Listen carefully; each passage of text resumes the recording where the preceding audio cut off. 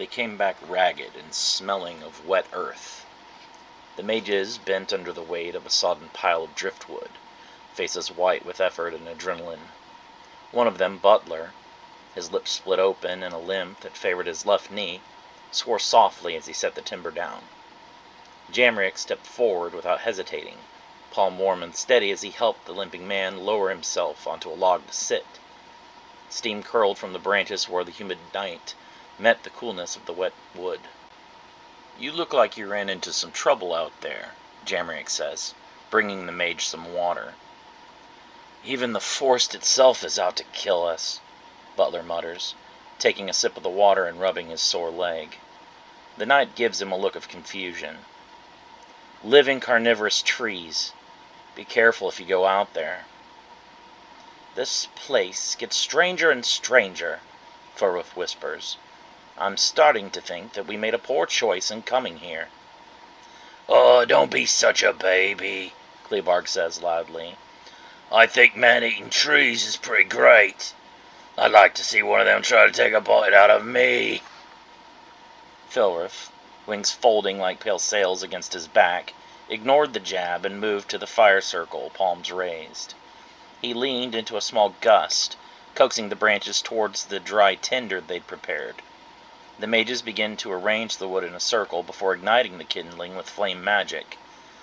Sparks flared gingerly, but the wood was damp and stubborn.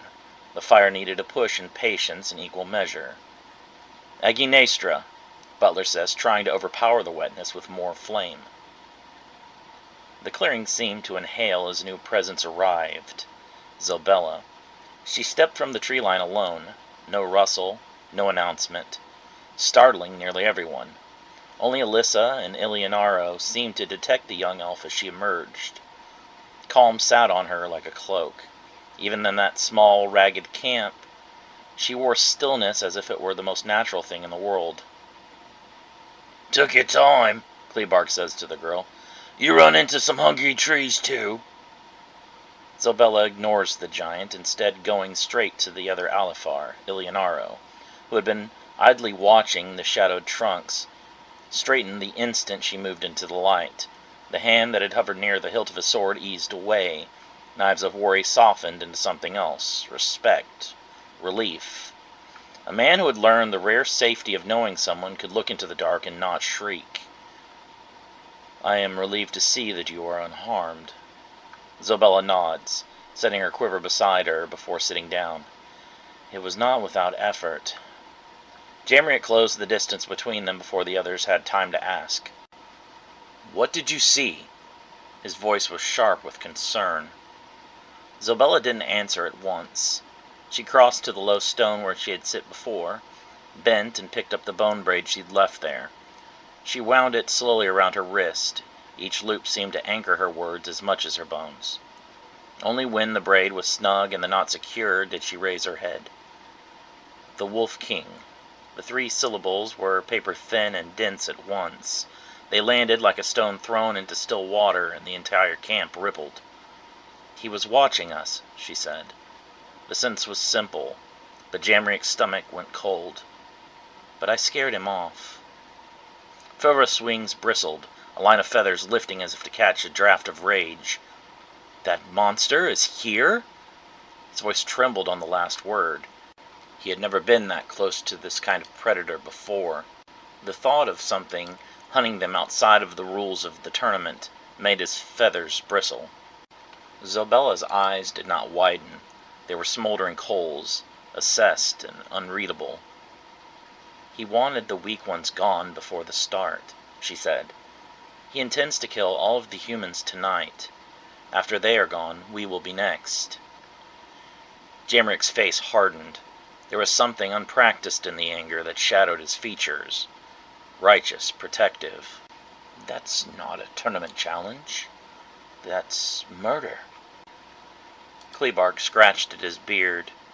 "Wouldn't be much of a king if he didn't think ahead." Ilianaro stepped forward then, and when he spoke his voice settled the camp like a lantern in fog, quiet and iron solid. "He will not make a move against us tonight." Filrith's glare flashed. "How can you be sure?" Zobella just said, "Because," Eleonaro answered. "Her returning here alive and unharmed tells us that the king does not believe himself to be capable of winning against her. Had the Varkalak had confidence in his victory, he would have killed her then and there. He gains nothing from allowing Zobella to live." There was something more in his tone.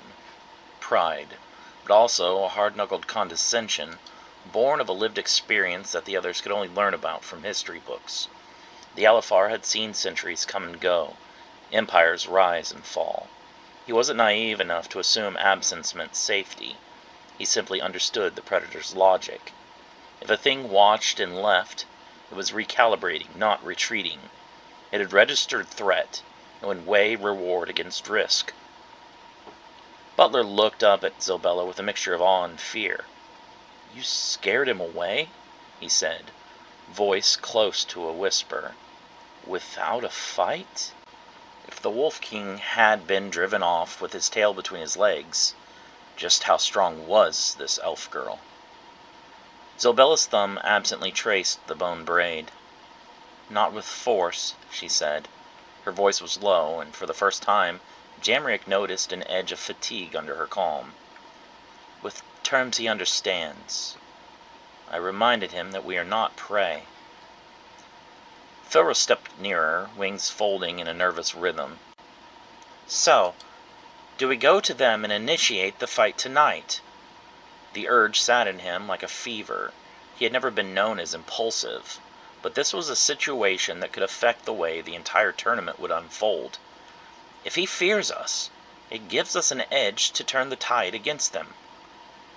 Jamrick's hands curled into fists at his sides. The thought of provoking a Varkalak king made something old and wary in him clench. "No," he said. "We do not go looking for the king in the dark. We strengthen our camp here and hold out till morning. Once the tournament begins, all other problems will melt away." Klebarg snorted, then sighed. "I wouldn't say no to a fight tonight, but I agree we should wait until the tournament." Filroth is shocked, hearing the giant's restraint. "You are choosing to wait?" Klebarg shrugs. "It's more sporting to meet each other in battle, head to head, without cutting corners or taking the easy way out." Eleonaro nodded. "Zobella, your bravery bought us time. If the humans are willing, we meld our camps and strengthen our defenses." Zobella's hand stroked the bone braid. "And we keep watch," she added. "2 at a time. No one sleeps alone. If he comes, he finds opposition, not prey."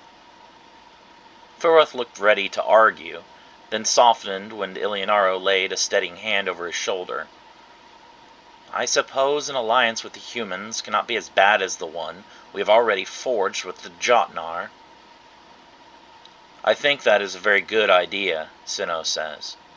"We have enough in common that an alliance is only natural." Danny nods. "Our people reached out to yours and asked for assistance. I believe we were meant to work together." No one objects, yet there are several who continue to keep their distance from the others, namely Alyssa and Mishi. While Jake continues to reassure them that the monster hunter is in their corner, no one can get a read on Mishi.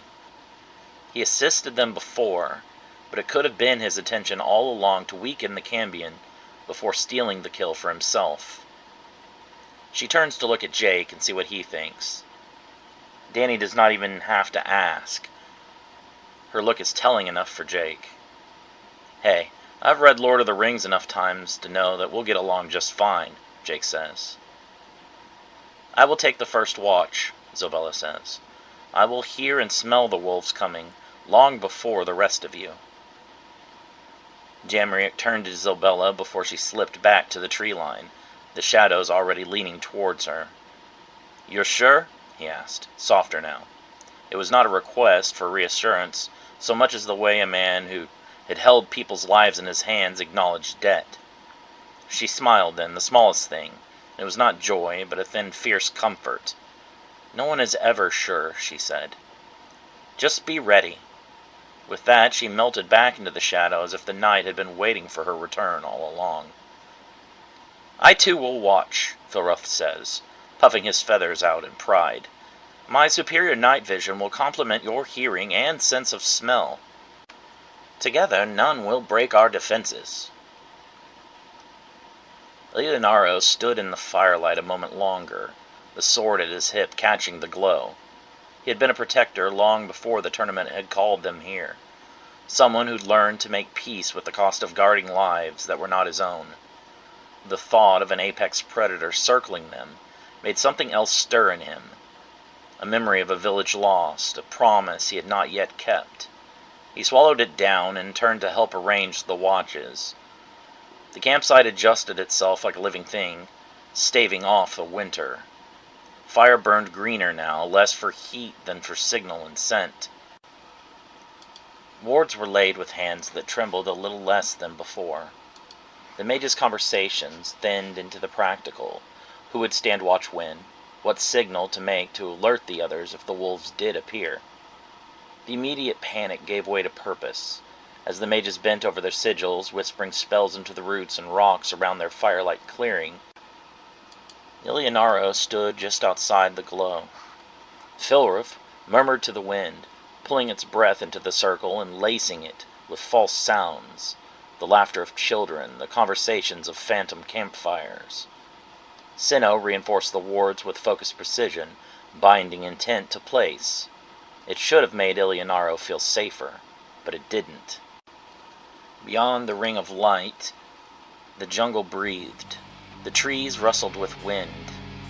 But he knew deep in the marrow where instinct was carved that the Vargalax were still out there. The Wolf King had not fled. He had simply withdrawn, calculating, measuring them, just like the others had. Leonardo's breath caught in his throat as the thought surfaced. Unwelcome but insistent. The cynocephaly. He hadn't spoken that word aloud in years. The corrupted dog-headed horrors of his own world, who had once been warriors, sentinels and protectors. But their loyalty had been poisoned by madness, by a god who whispered to blood. They had stalked his homeland like specters emerging from the ruins of their shattered cities to tear down what remained. They did not kill for food or rage or justice. They killed for the sake of ending. They had waited in silence, just like the Vargalax did now. They had watched camps from the dark, calculating who would scream first, who would run. Leonardo remembered the way they had hunted in packs, always coordinated, always patient. They didn't break the line. They waited for it to break itself. And then they surged through the gap like a raging river that swept over and consumed all. He watched the jungle now, that black wall of foliage that concealed both predator and unknown. A flicker of golden light caught between the leaves, perhaps moonlight on dew, or the gleam of an eye. He didn't move. He thought of Norksbarian, the so-called Wolf King, and how he had not come with roars or banners, but with strategy. He sought to weaken the herd, poison the spring, and make them fear the night before it kills them. The Vargalax were not mindless beasts. That was a lie that people told when they wanted to simplify danger into something that could be stabbed and solved. The Wolf King and his kin were sharp in more ways than claw and fang. They planned. They chose. And that made them worse. It meant that they could change and adapt to any response that they made. Leonardo glanced back at the camp. The mages Butler and Allure were now asleep, having expended themselves the most through the casting of protective magics. Filroth kept watch nearby, his wings tight against the wind and his eyes wary. Jamrick was reinforcing a trail marker ward, and Kleebark, despite his size, remained kneeling by the fire pit, murmuring crude stories to the mages that were not listening. These people, the mages, most of them were untested in real war. Could they be trusted to keep watch over the rest of them when their turn came?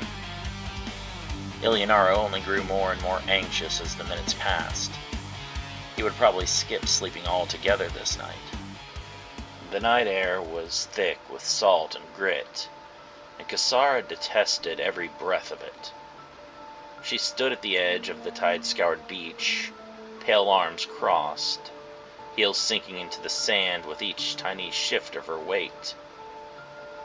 The moon silvered the water in glistening ribbons, and the jungle behind her whispered in the language of predators and insects. A more poetic soul might have found it beautiful. Kasara found it offensive. "Uncivilized," she muttered, glaring at the sand as if it had personally wronged her. "Utterly barbaric." She turned slowly in place. Crimson velvet skirts hiked up and tied in a knot at one hip to help keep them from dragging in the muck. She'd sacrificed one of her sleeves for this, indignity.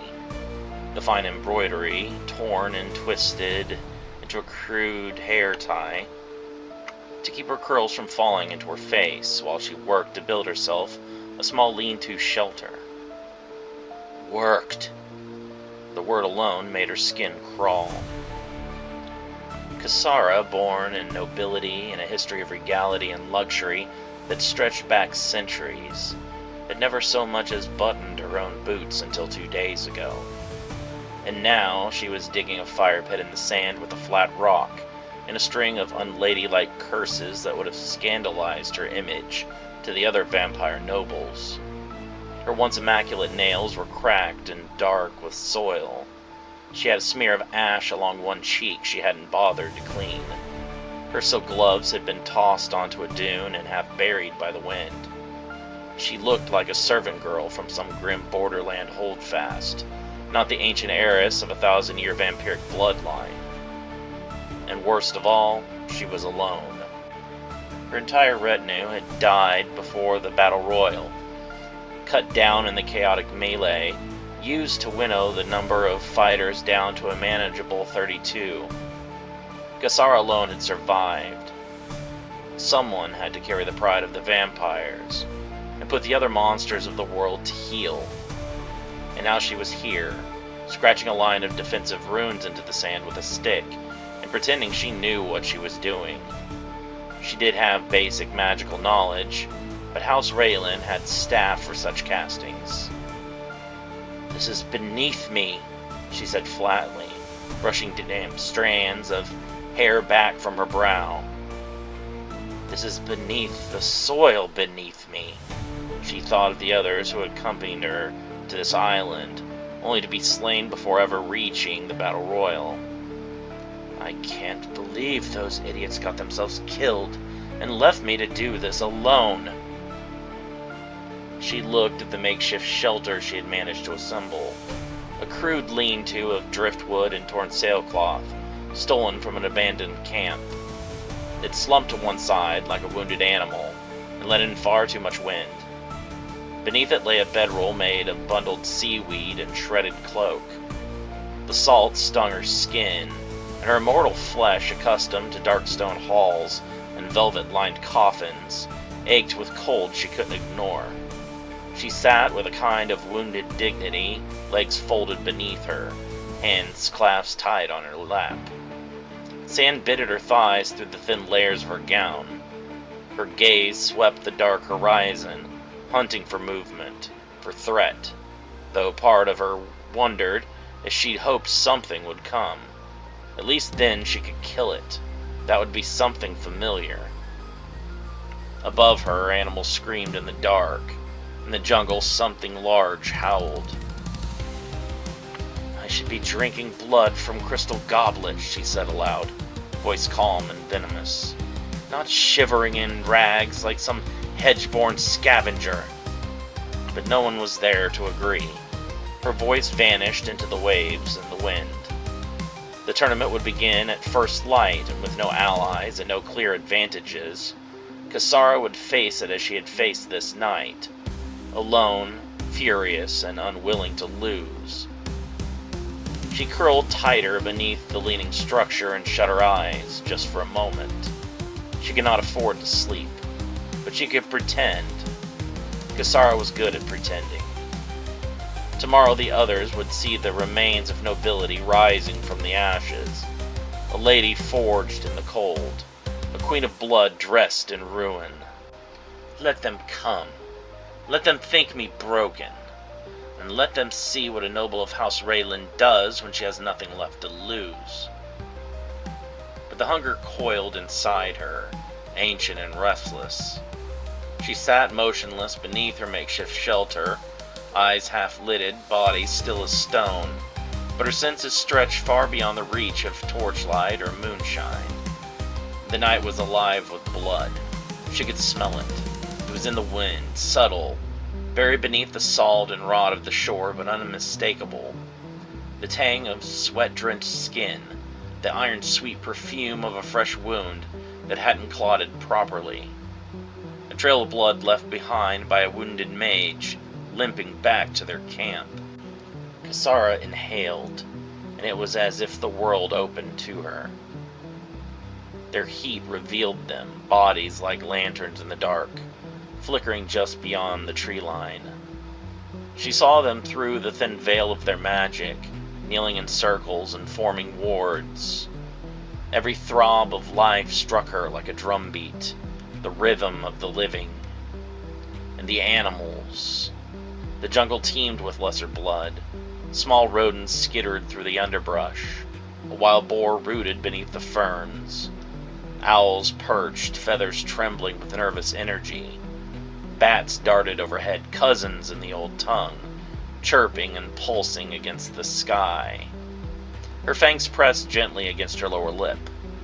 Kisara swallowed, her throat tight with restraint. She could kill them, feed on any of them. She could walk into one of their camps and silence them before they could scream, drink their blood before their last spell left their fingers. The jungle would cover the noise. The dark would hide her sin. Her stomach clenched. No. She pressed her fingertips to her temples, slow and firm, trying to ground herself. The blood was calling, but she could not answer, not yet.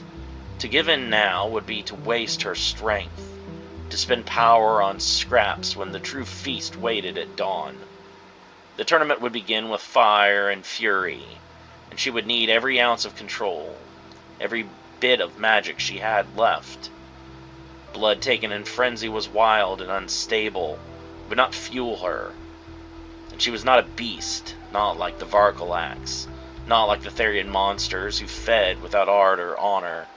She was Kisara of the noble house Raylan, highest noble of her name and head of her house. She did not feed like a starving cur.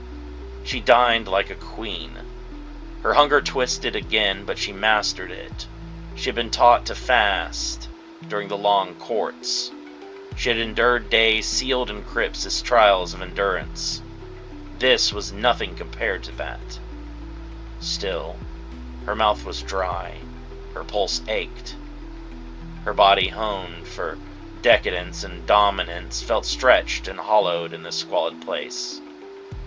I will feast tomorrow, she whispered to the wind, voice low and cold. They will all bleed. One way or another there would be blood. It was just a matter of which of them would be her victims. Until then she endured.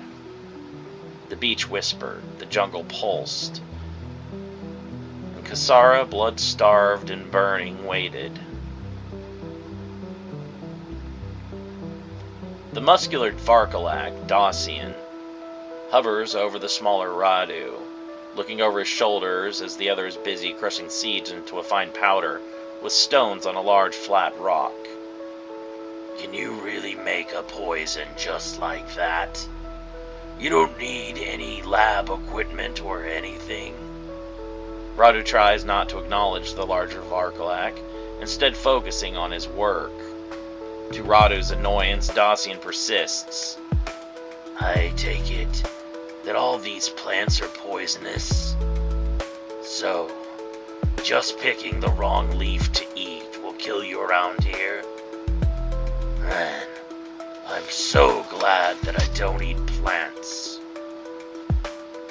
Radu sighs loudly, though Dacian is oblivious to the signal. Most of the plants on this island are similar to those that grow on other Pacific islands. There are a few I have never seen before, but these that I am working with are clearly related to the Nux vomica tree. The seeds are highly neurotoxic, and in high enough doses can lead to such severe convulsions that the muscles will literally split from the bones. Cardiac arrest will come to those who are lucky enough. But just to be sure, I have added some of the venom of several very large centipedes I found about. The ones on Jockey seem to be much bigger than any I've ever seen before, and likely they are proportionately more venomous. I would suspect milking a single one of these centipedes would produce enough venom to kill a dozen humans on its own. You can milk a bug? Dacian asks, confused. I didn't even know they had tits. If they have 100 legs, do they have that many boobs?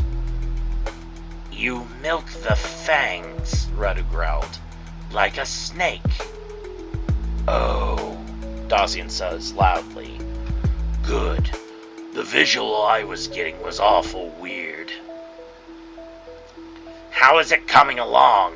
Mox asks, keeping watch from a nearby tree. We have to make sure their water supply is tainted by dawn. If we wait too long, they may not have a chance to drink before the first round begins. Yeah, I'm almost done. And you're positive it will kill them? Of course I'm not positive, but at the very least they will be weakened. I have no idea what wards they might have cast to protect themselves. If they're very paranoid, they could have raised all kinds of protective magics. If your poison doesn't work, you know the king will kill you, Mox says coldly. He won't tolerate a screw-up of that magnitude. I know that, Radu growls, but this is the best I can do with what I have to work with. Had we maybe planned this before we got on the boat, I could have brought along more supplies. Don't question the king's preparation, Dacian says threateningly. He knows exactly what he's doing. Of course, Radu stammers. I wasn't... Good, Dacian replies with a nod. I like you. I wouldn't want to have to kill you. And what of the non-humans? Mox asks, breaking the tension. Will your poison have any effect on the devils or off-worlders? I don't know what resistances they might have, Radu admits. I honestly can't say. We are leaving an awful lot up to chance, Mox says, returning his attention to watching the forest for disturbances. Well, it all was just kind of thrown on me, Radu says. I'm doing the best that I can. They worked in tense silence after that. Dacian took the hint and busied himself standing guard, while Radu finished grinding the last of the seeds into a paste so dark it seemed to drink in the moonlight. He mixed the powder with a small gourd of cloudy liquid. He carefully stirred it with the finger bone of some dead competitor until the concoction thickened and took on a faint iridescent sheen. Radu stoppered the vial and held it up, watching the fluid cling sluggishly to the glass. His hands trembled despite himself. That's it, he muttered. If this doesn't do the job, nothing here would. Mox dropped lightly from the tree. Then we move. The king won't want to wait. They broke camp quickly, erasing signs of their work and slipping through the jungle like shadows. The forest seemed to press in on them, alive with the clicks and hisses of unseen creatures. Every snapped twig made Radu flinch. Every distant rustle sounded like discovery. Dacian walked at the rear, massive and confident, as if daring anything in the jungle to challenge him. Radu kept the vial tucked close to his chest, wrapped in cloth and tied with a sinew, as though the poison might sense his fear and seep through the glass. No one spoke. Even Dacian's usual commentary had dried up, replaced with a watchful silence that made him seem twice as dangerous. Mox led them through a winding game trail until the forest opened into a shallow clearing of crushed ferns and churned mud. The air there felt different, heavy with dominance rather than decay. Radu smelled him before he saw him. Norx emerged from the shadows like a living monument, towering, broad-shouldered, his fur matted with old scars and dried blood. His eyes glinted gold as they fixed on the trio, and a low, possessive growl rolled from his chest. Dacian immediately dropped to one knee. Radu followed a heartbeat later, his pulse hammering.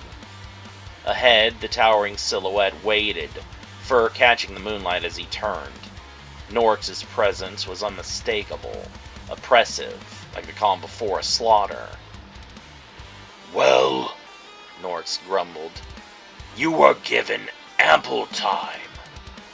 Radu swallowed and held up the vial with both hands. "It is finished, my king. Seeds, venom, and binders refined as best as I am able with what the island provides." Norx did not take it yet. He stepped closer, looming over Radu, nostrils flaring as he inhaled. His lips curled slightly, not in displeasure, but interest. "I can smell it," he said. "Sharp, violent. You have done as commanded." Radu bowed his head, relief and dread twisting together in his gut. Radu stepped forward and knelt, extending the vial with both hands. Norx finally took the vial, turning it slowly in his claws. "Good. Then we do not waste any more time." He straightened and looked to Mox. "Lead us." Mox inclined his head once and turned back into the jungle. Norx followed, the others falling in behind him as if pulled by gravity. The forest seemed to recoil as they passed, branches creaking, insects falling silent in their wake. Radu's gaze kept drifting to the vial now secured at Norx's side, knowing that whatever happened next, victory or failure, would flow from the poison he had made. Ahead, the faint sound of running water threaded through the darkness. The springs were close. The jungle air hung thick and heavy, the scent of decaying leaves and damp earth clinging to Norx's fur. A low growl rumbled in his chest as he surveyed the spring. Moonlight filtered through the canopy, dappling the small pool in an ethereal glow, masking the foulness they were about to unleash. Dacian and Radu shifted nervously behind him, their eyes gleaming with a mixture of anticipation and apprehension. By the time the spring came into view, the moon was high and the air thick with rot and waterlogged stone. Radu swallowed and tightened his grip on the vial. There was no going back now. Whatever doubts he had would belong to the dead. Or to him if the king was displeased. As soon as they reached the water, Norx turned towards Mox and gestured towards his scout with a slight movement of his head. "Keep watch. I do not want to be disturbed." Mox nods and lowers his head in acknowledgement. "Yes, sire." The wiry Varkalak immediately leaps into the dark treetops and melts into the shadows. "Are you certain this will work, my king?" Dacian's voice was low rasp, barely audible above the nocturnal symphony of the jungle. Norx bared his teeth in a predatory grin. "Certainty is for fools. But this concoction, I can tell it's potent." He gestured with a clawed hand towards the small vial Radu held, its contents shimmering with an unnatural oily sheen. "You really have outdone yourself. I can smell its deadliness, its potential. This poison could incapacitate an army, let alone the handful of children playing at being mages." Dacian frowned. If they are killed and unable to compete in the tournament, will their murderer not then be disqualified? A risk I am willing to take, Nort snapped, his patience wearing thin. The chaos, the suspicion, it will sow discord among them. Even if it doesn't kill them outright, it will weaken them, make them vulnerable. His gaze swept over the small clearing, ensuring they were still unobserved. Besides, he added, his voice softening, they will have no way to know that it was perpetrated by us. The three of you are not even in the tournament. Can one be disqualified from something one is not even taking part in? Do you truly believe any of them are worthy of wielding a weapon forged by the Yazata? It is our right, Varkalak. It is our destiny. Mox keeps watch in the forest, keen eyes scanning for even the slightest movement. The Varkalak scout's ears twitch each time a leaf rustles or a twig snaps. Mox's nostrils flare whenever a new scent approaches, and he remains on heightened alertness until they move back out of range. His ears perk, hearing movement. More than one. Bipedal. Not barefoot, wearing shoes. Dress shoes, specifically. They must be human, standing about 6 feet tall, each weighing around 170 to 190 pounds. Their smells are off. Human but stale. Not quite dead and rotting, but not quite entirely the smell of something living. Without warning, the limb Mox is perched upon is blown apart by a targeted fiery blast. The Varkalak nimbly leaps for another tree, but is intercepted by a blur of darkness that he can't make out before he's kicked in the gut. Mox crashes through limbs and branches, falling hard to the forest floor. He grunts in pain, slowly standing back up, broken branches stuck to his fur. Multiple scratches have been cut into his tough hide, drawing lines of blood. You have a lot of nerve, human, Mox growls as he lifts his head. The figure is already standing only inches away. Dekaravia's hand hovered inches from Mox's snout. Fingers splayed as though grasping something invisible. The word he spoke, Shamad, was soft, almost conversational, yet it struck the air like a hammer blow. Reality itself seemed to flinch. Mox felt it begin not as pain, but as wrongness, a sudden loss of cohesion, as though the rules that told his body how to exist had been revoked. His muscles locked, every nerve screaming at once as his vision fractured into blinding shards of light. He tried to snarl, to lunge, but his limbs no longer answered to him. Inside, the destruction was absolute. The spell did not burn or crush, it unmade. Bonds between cells failed simultaneously, membranes rupturing as if they had never been more than suggestions. Proteins unraveled, blood lost its shape, its purpose, breaking down into inert slurry before vanishing altogether. His heart spasmed once, then ceased, not from damage, but because the concept of a heart no longer applied. Mox's fur rippled and then simply fell inward, collapsing as the structure beneath it dissolved. There was no explosion, no ash, no lingering smoke.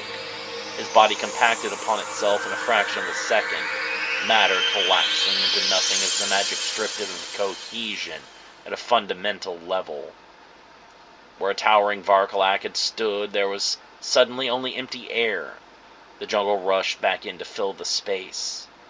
Leaves trembling, insects resuming their songs, utterly indifferent to the erasure that had just occurred. Dekaravia lowered his hand, the spell already gone, as if it had never been cast at all. Only the absence remained.